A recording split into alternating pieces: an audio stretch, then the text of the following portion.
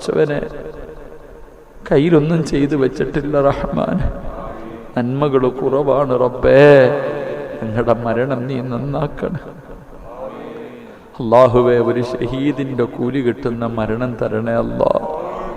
വെള്ളിയാഴ്ച രാത്രി ഞങ്ങളെ നീ ഖബറിൻ്റെ അകത്താക്കണേ റഹ്മാനെ. ഷഹീദിന്റെ കൂലി കിട്ടുന്ന മരണം നൽകണേ അല്ലാ.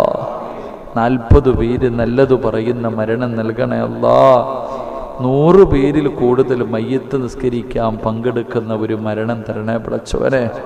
അല്ലാഹുവേ ഞങ്ങളെ നീ കടക്കാരാക്കി മരിപ്പിക്കല്ല റഹ്മാനെ. ഞങ്ങളാരെയും നീ കടക്കാരാക്കി മരിപ്പിക്കല്ലേ അല്ലാ.